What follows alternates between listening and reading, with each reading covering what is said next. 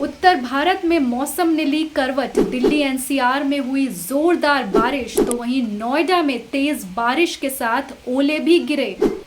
ओलों की इस बारिश से रफ्तार थम गई। सड़कों पर लोगों को काफी परेशानियों का सामना करना पड़ा।